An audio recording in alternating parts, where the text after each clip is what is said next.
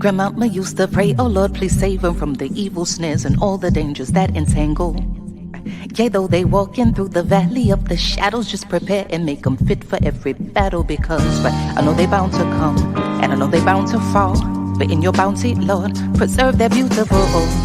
Right, we still survive and offer grandma's prayers, surrounded by the jungle and the lion's den. Tread light, cause these traps is inconspicuous. They hide right in plain sight, thinking we don't see them when they linger. Look right beneath the surface, then leave a trail of corpses. Crisis, prices, your life a disposable commodity, like living in a fantasy, conditioned to believe that the system even cares whether selling CDs or walking or driving or reading. Look, they don't even need a reason, it's just you breathing and being black. When it's such a pretty fall, it don't seem like we falling at all, at all. It's just a GMO dream, where things are never really what they seem. Please cue the violins, tell them just to play me something pretty, cause this gritty city got me screaming bloody murder. Said it got me screaming. This gritty city got me on some. Look, get your hand up on my pocket. Distraction, so lazy they use the same tactics. Like condom with some trinkets, just don't let them get to thinking. That light bulb gets to blinking. You know niggas and ideas. Oh dear, my dear, you may not know me, but I know you very well. Foresight, they say hindsight is 2020. Well, tell me something, we gotta see that history is on repeat, and maybe it takes the beat and the melody to speak a little louder than the message in the clouds or the essence in the air. I swear, my God is just so clear that a system driven by fear can never give us nothing but more of the same things. Oh, when it's such a pretty fall, it don't seem like we falling at all. It's just a GMO dream, where things are never really what they seem. Please cue the violins, tell them just to play me something pretty, cause this gritty city got me screaming. It's murder. Got me screaming, got me. This gritty city got me on some.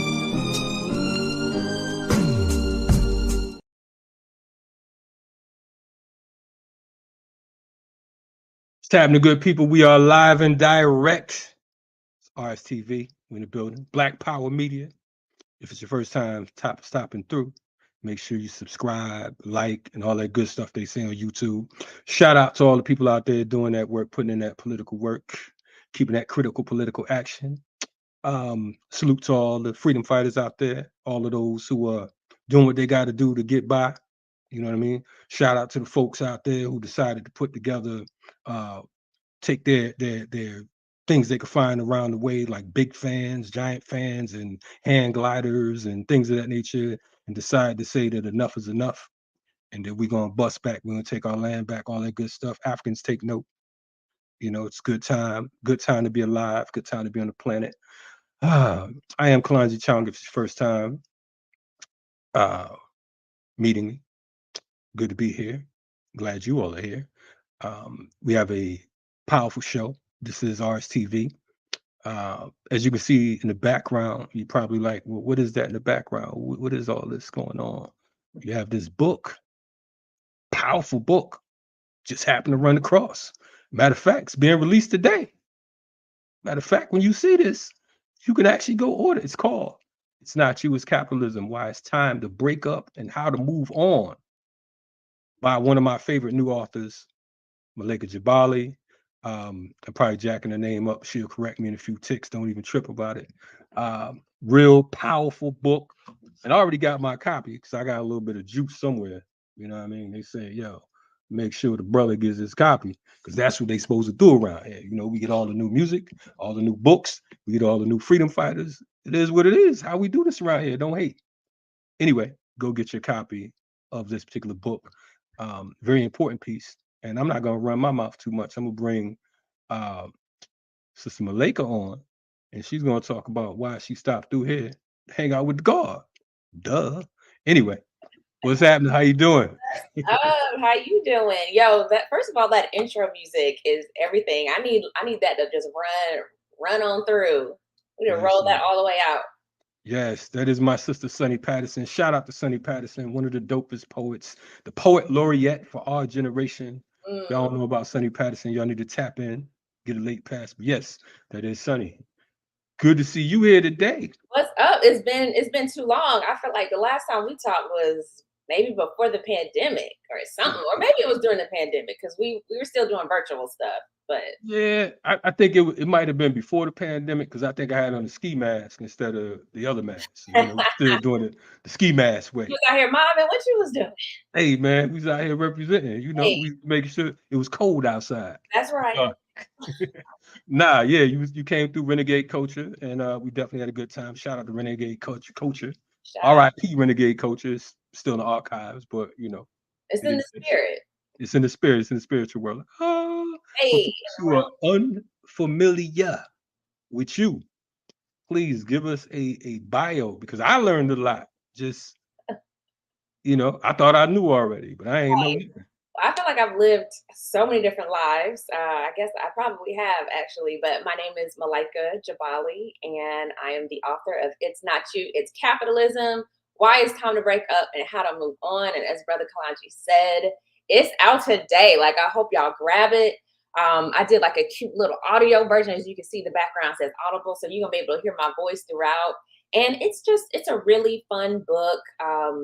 It's entertaining, but it's also about a very serious topic. I know we're going to get into that, but I'm a socialist. I arrived at my socialism in part through the environments that I grew up in. I grew up in outside of Atlanta, a part of the Malcolm X grassroots movement. I was a New African Scout as a little girl. If folks are familiar, it came from, it's like a derivative of the New African People's Organization, and we believed in our liberation and having our own land. So we wanted to have, these states that we were holding on in the South, in the Black Belt. So I grew up with that kind of environment, and then grew up in a Black liberation theology church, the Shrine of the Black Madonna, also in Atlanta. Decided to go on to law school. I thought I was going to do like something social justice-y, but through entertainment.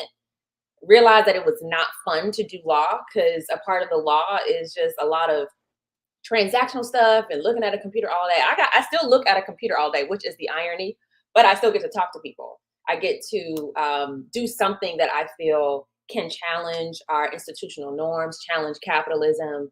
It's hard to do that as a lawyer with abiding by laws that were not built by people who are really looking out for us, that was built by the elites. So yeah, I decided to start writing when I was in law school, started doing it freelancing, and then it became the senior news and politics editor at Essence Magazine. And so that's where I'm at now. And on the side, I was writing a book, which you're going to learn about. No doubt, no doubt. I mean, you see, I didn't realize all the black on black on black. You talking about MXGM, NAPO, you talking about Shrine of Black Madonna. Shout out to Dr. AK, you know what I'm saying? On the platform several times. AK. Yeah, Watani and all the good people. All of them. But Tani Yeah. actually, he did my rites of passage when I Okay. turned 21. So Wow. he's the one who facilitated that. He actually gave my mama her name. Her name is Imani. Shout out to moms. Shout out to moms. Salute the moms. He did her rites of passage when she changed her name. Like I grew up in the movement. I'm a movement baby. Long story short. No doubt. That's all right. That's a great thing. And now you're writing for Essence. Matter of fact, speaking of Essence, go out and get the current copy. Hey. October edition. Malaika has a spread. You know what I mean? So that's the color purple one. But if you still can catch the previous issue, which should still be on newsstands, there's an excerpt of the book. So if you want to get a little teaser before you read the whole thing, so it's the September-October issue with Keke Palmer on the cover. We all love Keke. So yeah, that'll be nice. Always love Big Keke. No doubt. Yeah. No doubt. No, okay. So and how long have you been at Essence? Over 2 years. 2 years? Yeah. Okay. That was after Renegade piece. Yeah. Yeah. Okay. Now, went by. another fun fact, being a movement baby, you're also the godchild of another brother who's been on this platform on occasion. Yep. And our main man, Charles Barron. Shout out to Charles Barron. Yep. You know what I'm saying? How did that come about? I mean, it's really family. So my mama and now Councilmember Charles Barron for the New York City Council, they were classmates with Dr. John Henrik Clarke at Hunter College in New York City. And Okay.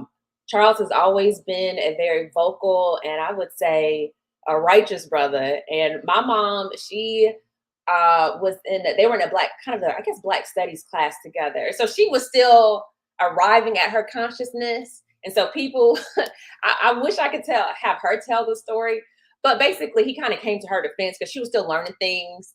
And everybody was kind of like, sis, they kind of giving her some side eyes with some of the things that she was saying. But he, just stood up for her and also was educating at the same time. You got to meet people where they are. No And doubt. so they stayed friends that long, and then eventually I got to know him, and I moved to New York and joined an organization that he co-founded because I just don't feel like there are enough organizations. It's called Operation Power. I was the co-chair Okay. for several years, where I just don't feel like there's enough organizations where we're talking about changing institutions of power. You No know, doubt. again, I grew up in the movement, so we would march and we would protest and we would, petition for certain things, but seeing the importance of state power, especially at the local level, was just mind blowing to me. And so he really I would say, changed my life. He is probably the first person that really crystallized that capitalism is the problem. Right. Um, and this is back when I was an undergrad. And so he just, like, all the little pieces that I was getting, like the neurons were firing, he just like connected them. It's like, oh, so this is the real issue. Uh, Made it easy. yeah, he just, connected everything and talked about it so plainly. So yeah, that's how we stay connected. And I was in the movement and involved in activism in New York City when I lived up there. So we just, Nah, yeah, that's real dope. Shout out to him and Sister Inez as well, because I know they've been consistent with that work. I want yes, to yeah. You said a couple things I wanted to touch base on. One of the things you talked about organizing around power and institution building, but also I think one of the important things as well with the organizations you named, to my knowledge, they also have culture. And I think that a lot of organizations these days shy away from African culture. You know what mm, I'm saying? They kind of, mm, because it's not fashionable. You know what I mean? It's not too cool to be African yet. They cool with being black, but when you talk right. about that culture, it's like a whole nother dynamic. How do you feel about that? Can you touch on that a little bit? Yeah, I mean, as I mentioned, so my mom, she adopted an African name, or she changed her name ceremonially. I grew up with my Swahili name, and in all the institutions that I've been in, that was critical for us, understanding that we were an African people. And I think that does a few things. I think, for one, it helps you kind of take a step back and actually look at America for what it is, and Sure. you're able to say, okay, the way that we've arrived here and the way that we have continued to be oppressed for all of these years is based on our power structures thinking of us as an other. And if you are so ingrained in Americanness, then I feel like your strategy turns more to inclusion. It turns more to, we need to diversify capitalism. We need to diversify the White House. We need to diversify all these institutions, instead of saying, oh no, it's built to benefit a certain group of people, a minority of people. And we might have black faces and high places, but that doesn't mean that they're actually for us. Sure. So I think having that cultural value, one, again, just helps us be objective. And I think, secondly, it just reminds us that we have a history, that we have roots somewhere, and that we have, I think, a value system that opposes the Western values that have been ingrained in America. That kind of individualism, that sort of, you gotta pull yourself up by your bootstraps. Like, Yeah. that's a cultural norm that's No doubt. also passed down through policy, through certain legal decisions in courts. I remember not to get off track too much, but I remember being in class, one of my first law school classes. Amid that biography, I forgot to mention that I'm a trained lawyer. I worked in public policy for 7 years, writing laws for New York City before I transitioned into journalism. I mentioned law school, but yes, Right. I practiced as a lawyer. And I remember one of the first classes I had, And it was kind of like a legal summer camp. So you took a couple classes before you started like real class because it was that difficult. So they wanted you to get used to some things. And I was just reading all these cases where it seemed like every Supreme Court decision was based on benefiting elites. So you talked about property law and kind of corporate law and torts. And for all these cases, you had like workers or like Indians, or I should say the indigenous, who were fighting back. And for some reason, it always aligned with what the elite defendants or plaintiffs wanted. And so I just like mentioned in class, I just went up to the professor. He might, I was like, oh, he might appreciate the fact that I'm a critical thinker. I'm not just reading and regurgitating. And I was like, it seems like so many of our early laws and the development of America was intended for elites to win in this country. It was like built on benefiting them and creating structures and precedents for them. When I tell you this man the next day, he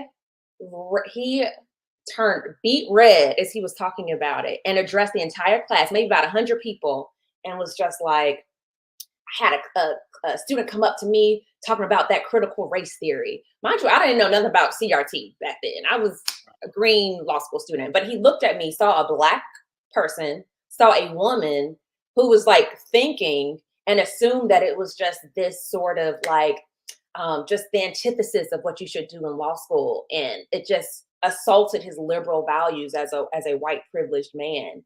I was so turned off from that. But anyway, just to say, like, these are the things that are embedded in our institutions. Absolutely. Yeah. Nah, and I'm glad that you pointed it out because, key word, embedded. Because I think that folks think that it's just, happenstance, or that, it's not really not, we can change it and all we have to do, like you said, the whole bootstrap situation. And it's furthest from the truth. I think that capitalism, as Kwame Tori would talk about, capitalism is confusing. And it is even when it tells the truth, it's a result of a double lie. I think that we look at capitalism in some type of way that it can be reformed, and as we always talk about, you can't reform shit. It's going to be whatever you know what I'm saying, whatever you do, call it what you like, manure, feces, is going to be the same old shit. Part of my language, but I'm just saying what it is. Right. So one of the things, one quick thing before we hop into the book, you mentioned that your mother and Councilman Barron was in class with Dr. Clark. I'm taking it that you meant that they were students of his, not actual classmates. What do you mean? Were they classmates or students? Class, yeah. Oh, they were class. They were literally in the same class. As Dr. Clark? Yeah. Well, no. So they were students of Dr. Clark's. Okay, no, that's what I was trying to get to. Okay. Right. Yes, they not. Yeah. I was going to say, man. Not at that old. Yeah. Math. It was like, it's not, the math isn't mathing right now. Yeah. I'm like, I mean, I knew Dr. Clark and I know Councilman Barron. I'm like, there's a few. Right, some gaps there. No, they were students of his together. Yeah, okay. Now that's all good. Shout out to Hunter College. They had the Dr. Clarks and the Marimba Anis and folks like that, holding it down back in the day as well. So that's that. With that, the book, It's Not You, It's Capitalism. And it's time to break up. Why it's time to break up and how to move on. First off, I want to say that the book is dope. For one, when I got it, I mean, you don't get too many hard cover books. I'm like, oh, she coming in as an author. Listen, you know what I mean, she like they serious about this thing. Right. So yeah, I'm loving it. It's a nice size. Off air, I said that to me, it's like capitalism for dummies. Yes. And that's not in a negative way.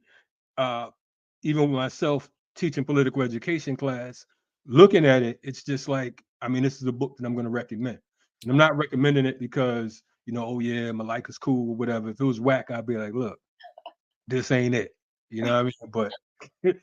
But it's definitely a dope piece. What inspired you, or what encouraged you to jump out on a limb and say that it's not you, it's capitalism?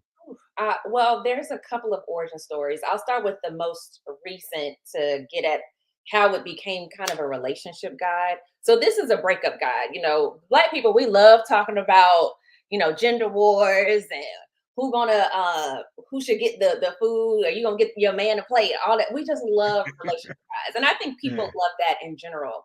So I wanted to come up with a fun way at addressing a very serious problem. And for me, I was already naturally, I'm gonna be real, I was going through a breakup or two. So I was already naturally thinking about what toxic relationships look like and how we can feel gaslighted or how we can feel like we're just not enough. And so as I was writing it initially, I started this over 2 years ago. And as I was initially writing it, a couple of metaphors were popping up as I was writing it. So it was just like, okay, they've been telling it, giving us all these promises. Are we just going to dump them already? But I use a different word for already, little MFers. Right. There's some, you know, cuss word bombs in there every now and then.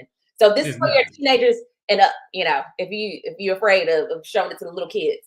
And so it was already, you know, sparking the wheels were turning to think about different relationship metaphors. And then I was at the airport in Detroit on a layover. I don't remember where I was going. I think a wedding. And so I was just walking around. I had some time. Normally, I ain't got no type of time at the airport because I'm always rushing somewhere. But I was just walking around, had a little sip of wine, and I was reading Twitter. And there was this brother who was in dire straits. He was tweeting about how he's just so overwhelmed with all of his jobs. Like he's got like 3 jobs or something like that, or 2 jobs. He's so burnt out and he's still not making enough money. And the comments were so disappointing and just so endemic of our warped values as a country, because people's response wasn't sympathy. It was like, you need to man up. Why don't you just get another job? I'm like, y'all want him to have 3 and 4 jobs? Like, you think it's him? So in my, like, out loud, I was looking at the tweet and I was like, it's not you, it's capitalism. You keep running ragged, but it's not your fault. It is literally the system that brought us here. So when I made, this was after a year of me already, you know, writing, and over half of the book was done and I'd outlined everything. And so it just crystallized where I said, this should be a relationship book, but something that focuses on the various ills of capitalism through the eyes of what a bad relationship looks like.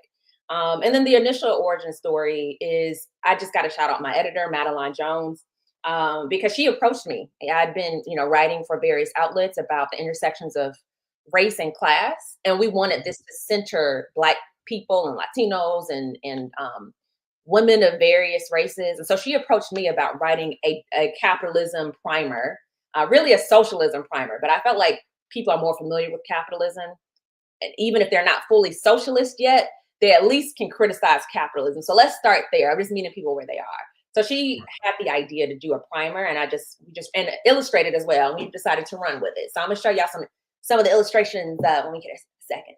Yeah. Nah, they're I mean, beautiful pieces.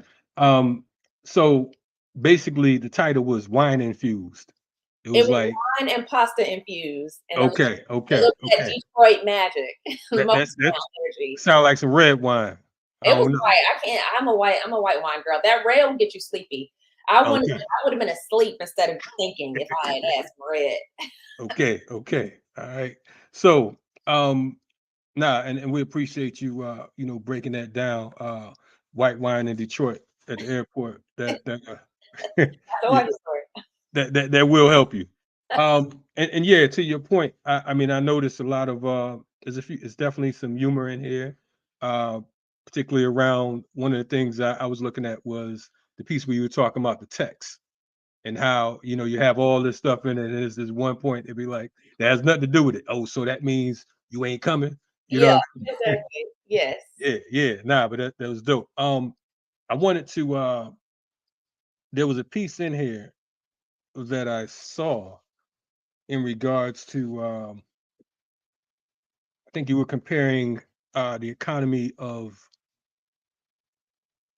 Like, how it was during the 1700s. yeah, plantation slavery to industrialization.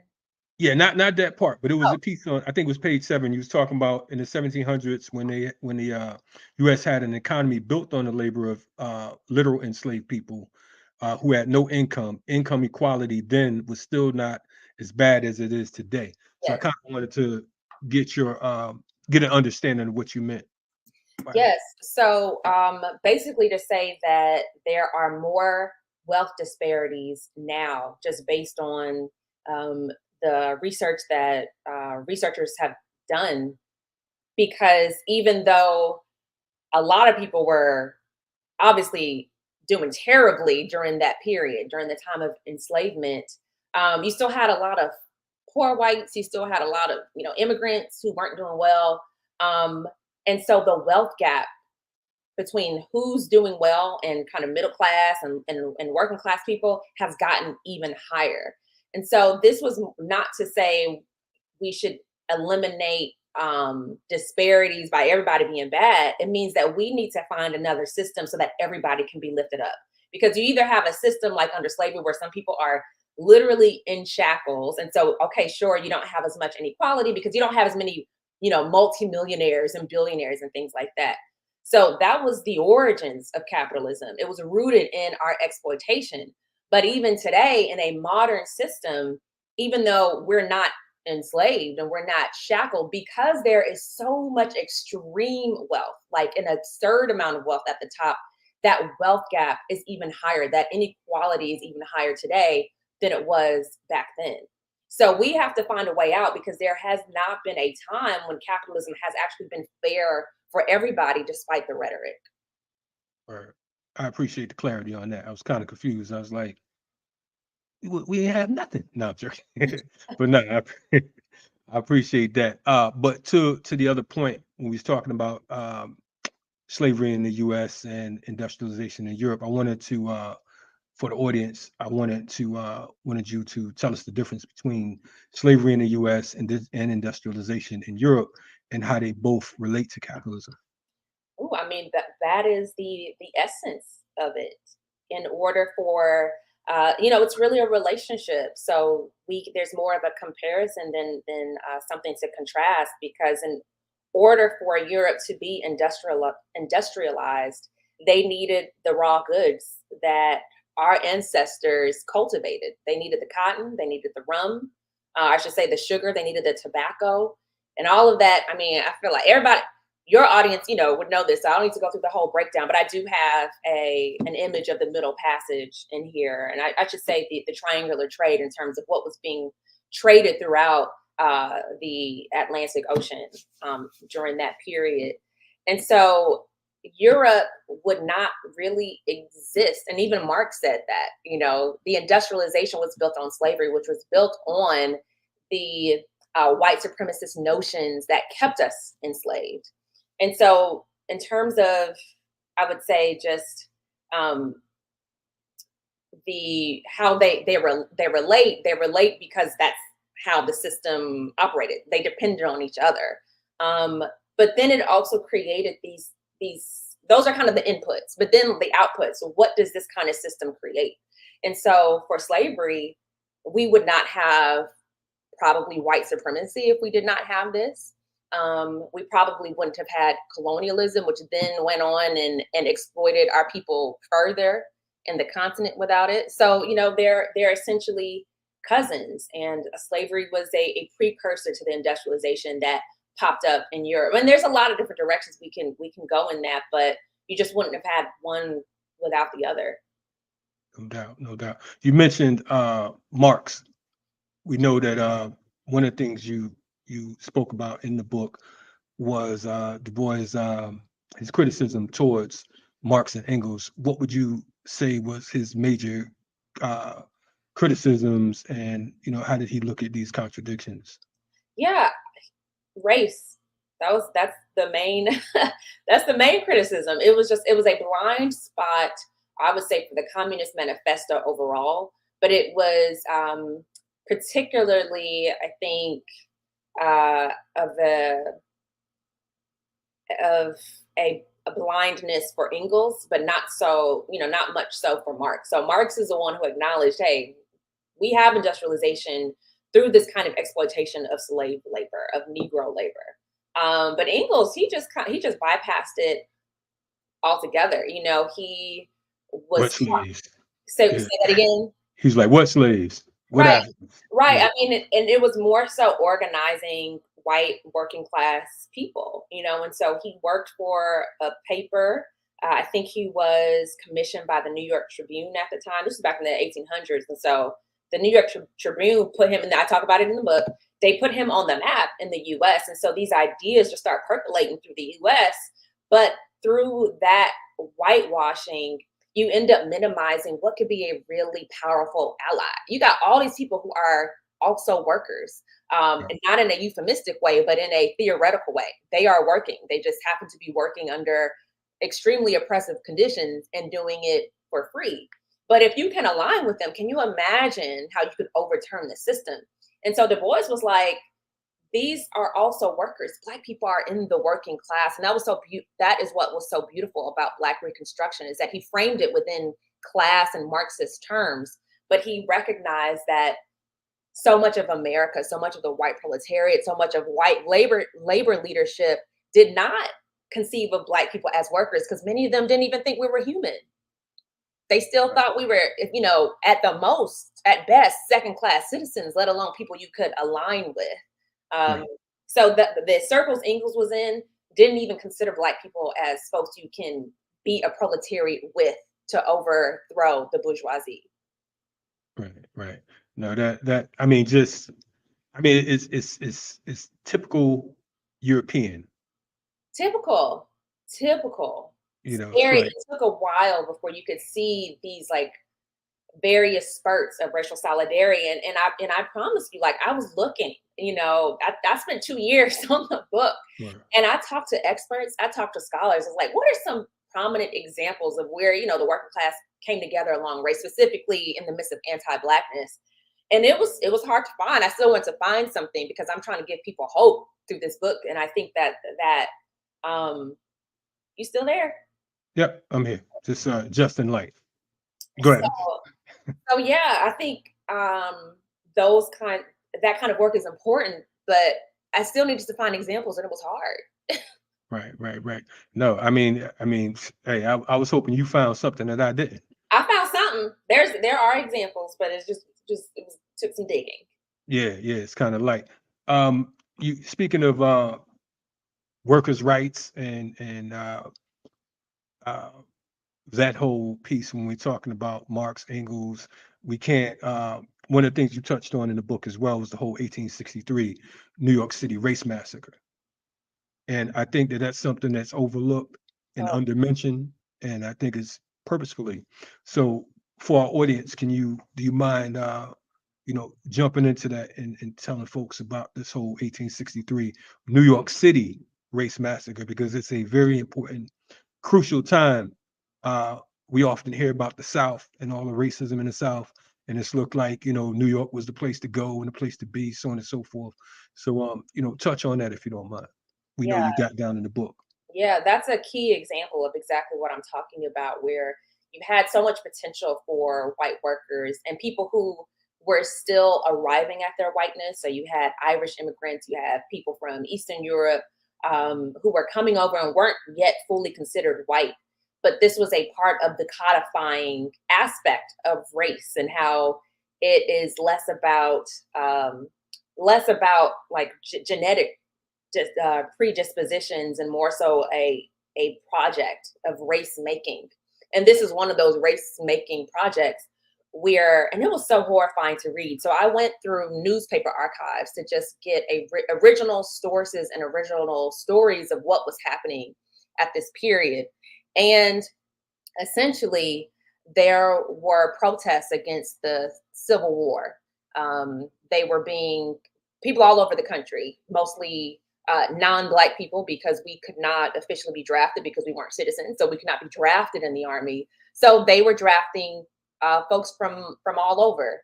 And there were some working class white people who opposed the draft because in their mind, they were fighting a nigger war, but they used the hard ER. And so that is literally how they described it. They called so if people want to say it's not about race, it was so explicitly about race. Everybody knew it. Don't get no more racial than that. Nigger war. Nigger war.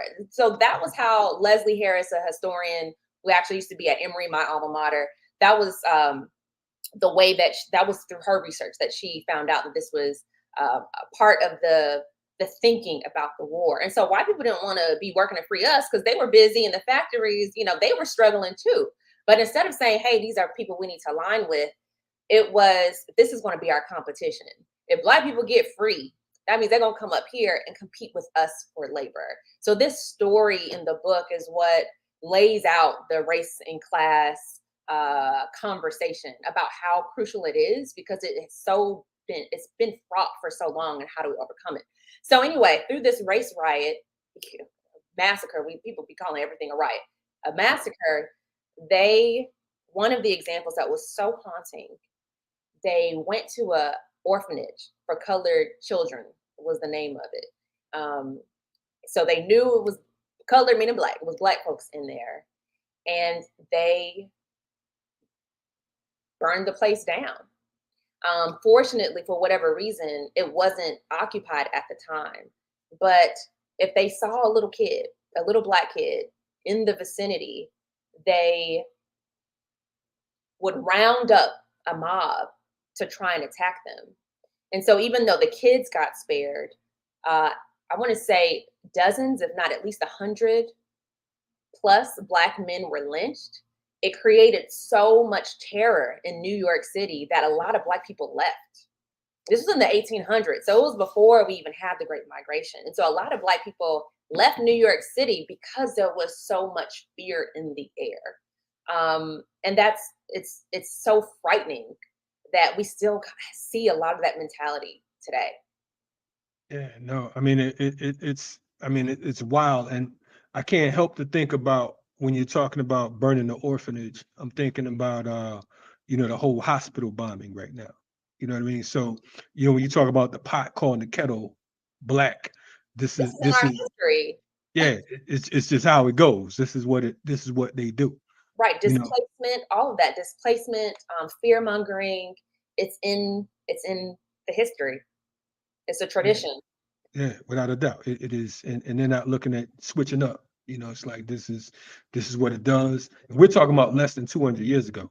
So for folks who get excited, we're talking about literally 160 years ago.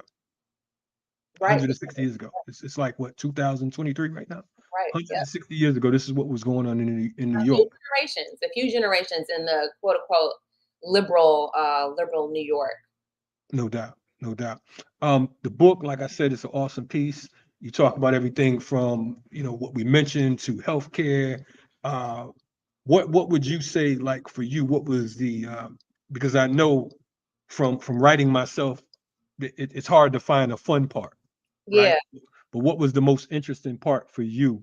What part would you say you would be most proud of if if you were to point people to this particular piece? What would you say would be that particular moment when you was like, okay, this is a real part of this focus. This is one of the most important pieces to this puzzle. Mm-hmm. I had various moments, I think, throughout the book for that. I think what ties it all together is the fact that we had an idea for it to be illustrated. So I'm gonna just show that. So we had this idea for it to be illustrated, and so there's I'm gonna explain this one, but this is basically like structured as a Reddit forum or any kind of online bulletin board or forum.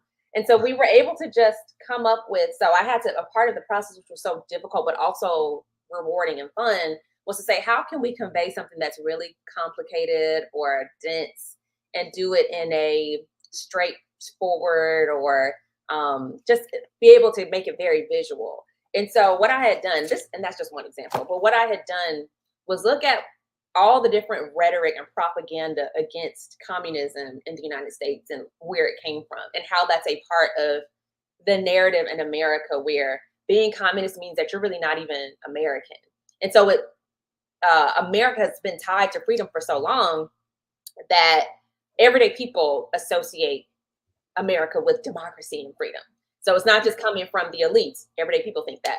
So I went through about a decade or so of federal comments. So the federal government, they have regulations where they put up comments from people who are, they want to respond to a law that's coming out, a regulation that's coming out.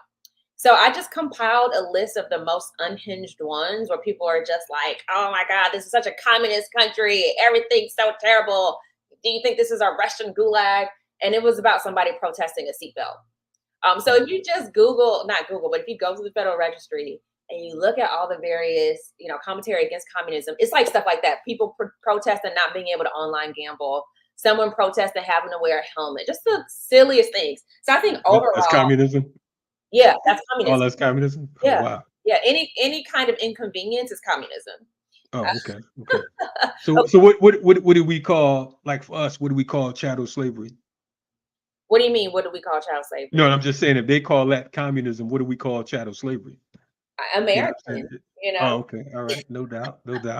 I was getting confused. I'm like, is that democracy or what are we dealing with? Yeah. That's exactly that's the natural order of things. That's where things are supposed to be. No doubt. The illustrations overall, I tied in like a Drake song in it. There's a lot to say about Drake. So what is yeah, I saw the Drake thing, and I also saw that you would be freeing Beyonce if That's the one person I would save in the class. I ain't even gonna make no comment on that because I don't want the beehive coming at me. I might be the vice president, so. Oh man, I'm gonna skip over that question. The next question on that. Now, and who is the illustrator? Her next. So I should have mentioned that from the very beginning. Slipping. I need that check, publicist. Go ahead. Kayla E. She did the illustration and the design. So there's a lot of design elements in there as well. No doubt. Yeah, it's definitely, and I think that's one of the beautiful parts about it. Just having the visuals to go along with it. I don't know if you all can see this, but right. The little vampires, the student loan vampires, and vampires, and they're designed as Tinder profiles. And so the theme one of the themes throughout the book is, why are we swiping right on this? Right ideologically, but also, when you swipe right on a dating app, that means that you approve of this. So the vampires are depicted as different Tinder profiles with all the various ways the financial services industry exploits us and sucks our blood. Okay. Well, I just learned something new. I never went on Tinder. Had no intention on being on Tinder. Oh, but anyway, okay. Yeah. Swiping left is how you reject somebody, and so we've been swiping left on leftism for too long. Word. Now, the Democratic Party, because I know you mentioned the Democratic Party in here, and going back to slavery and to when we talk about the whole race massacres and all that. The Democratic Party wasn't the same Democratic Party of today, or was it? Well, that's actually an interesting question. It's a little bit of both. I mean, the Republican Party initially was a party of abolitionists. I spent some time, and I don't talk about this in this particular aspect in the book, but it was born in Wisconsin, which was a big mainstay for progressive politics, and class-wise, at least, not on race. They were not forward on race at all, but class-wise, a lot of our socialist ideas came out of Wisconsin and domestically. And so the Republican Party was started there basically with a group of people who freed or helped free a Black man who was being imprisoned. I think he was formerly enslaved. And so the Democratic Party eventually, that was the party of the slave master. And then it got confusing because I'm in the South. And so then you had Dixiecrats, which, Malcolm talked about a lot. So there was a political realignment where, Black people ended up joining the party. And so, white people were confused, like, are we Democrats or what are we? So then, in the 60s, you kind of had that shift. But fundamentally, they have both been capitalist parties, where they have used us essentially for whatever little games they want to play. So even with the Reconstruction era, when we could have gotten a little something after slavery, they negotiated, the Democratic Party and Republican Party negotiated. I want to say it was through the I don't get into this in the book, but I'm just dropping this. I think it wasn't the Taft-Hartley Act, but it was a specific act where, the two elite parties in this country decided Black people could be disposable, and so we're going to let our federal troops leave the South and you guys will, get your president. So that was kind of essentially how it works. They've all been aligned in some type of way. Now, to this day, they're still aligned in some type of way. So that's a whole another day, story, topic, so on and so forth. I want to remind folks that, they need to go get this book, not now, but right now. The website is scrolling across the bottom of the piece. We will have some special codes in the liner notes when you check in, when you tap in. We'll have some codes for you to purchase this book. It's out. Today's the first day it's been released. It's a brand new piece. We're looking forward to seeing it as a New York Times bestseller. But more importantly, right now, it's a Black Power Media bestseller. Hey. So make sure you scoop it up. You know what I mean? Malaika's going to be on a world tour. I've seen some dates. She's all over the place. Japan, Europe. I don't know if she's there yet. But at least one DC, day. Georgia. Yeah. Day. No doubt. Yes. And if you go to the website, you'll see the events that I've got coming up. So those are the official book tours. And I might as well let y'all know this Friday, if you're in New York City, I'm going to be talking in conversation with Amazon Labor Union President, the first Amazon union in the world, Chris Smalls. He's their president. So I've been acquainted with the brother for a little minute through my reporting. He's going to be my conversation partner in Brooklyn, October 27th. I want to say at 6 p.m., but go to the website. You're going to find out for sure in Brooklyn. And then I've got your brother, Kamal Franklin, who will be joining me. It's the place to be. The following Indicator comes straight to the deck. We're going to be at the Decatur Public Library, the DeKalb Public Library, but it's the one in Decatur, the main library. So we'll be in conversation. And then I'm going to be talking with Brianna Joy Gray, who's a political correspondent. That will be my DC partner. And you can get those dates RSVP at the website.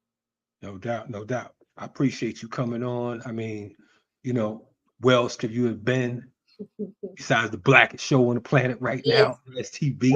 Where else? I mean, I don't know. Now, you originally from Decatur or what? From Stone Mountain. Okay. I was wondering why in the hell you was doing it in Decatur, but Stone Mountain's close, so I understand now. Okay, all right. So you straight out of Clan Mountain. Well, go ahead. What's wrong with Decatur? But second of all, ain't no problems with Decatur. Just the police. That's all. What's wrong with the East Side? Well, just police. I'm cool with the East Side. I ain't set tripping. But go ahead. But that's the central library for DeKalb County it happens to be in the city of Decatur, and it's technically at Georgia Center for the Book. So we're partnering with a woman-owned bookstore that's going to be selling the book. It'll be available on site out there, and that bookstore also happens to be in Decatur. Is that on a Saturday? It's a Thursday, November 2nd. Okay. Word. No you can come through. Okay, I'll come through. I know you're not on Tinder or nothing, but I don't know. Listen, we'll be there. Anyway, appreciate you falling through. Like I said, any words or suggestions you want to give the good people out there? Yeah, I think overall, if you are looking for something to reinforce what you are already feeling about the system, if you want some reminders, I think this is a great book.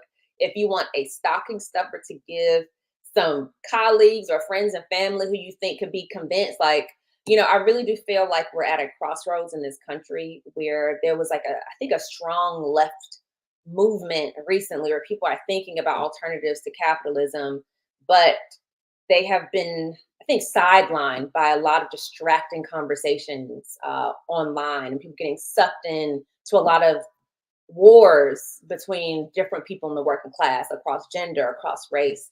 And I feel like this is a unifying kind of book, a text, a primer, to get people to get off the ledge a little bit and figure out where we can work together, because it's not going to change if we are not finding those intersections and those connections. And it's real crucial because the engine's going to keep on turning and we are going to get crushed by it if we don't find solutions. And so I feel like this is a hopeful book. It should make you angry, but it should also make you hopeful. So yeah, it's a good stocking stuffer. So, get it for you and your friends. I mean, I don't know what kind of stocking you're going to have, because like I said, it's a hard cover. You know what I mean? But it's also a good weapon you can find in warrior class, just in case you don't know. Shout out to my crew over there. But yeah, definitely we appreciate it and congratulations. And thank you for doing this because, like I said, this is one of those books that definitely your high schooler, your college students, your Negro friends that keep making excuses as to why, you know what I'm saying, they got to have Balenciaga and all that type of shit. You know what I mean? This right here will keep it in check. So yeah, definitely, Malaika, we will see you on the road real soon. And you know, for the folks out there in Black Power Media land, keep on checking us out. Keep on rocking with us. We have a whole lot coming forward. This is the start of one of many book. It's a new book series. Actually, it's starting on RSTV. This is actually the first piece. We'll have a few more authors coming up for you to check out. But we want to keep pointing you in the right direction because we think it's very necessary. Stay tuned to RSTV. We will be back at you soon. We have some dynamite guests coming up. If, like I said, if you haven't been here before, make sure you check out the archives. We have some real strong, hardcore interviews right here. Black Power Media. We're growing, and we're gone. Stay safe. Black Power Media. We out.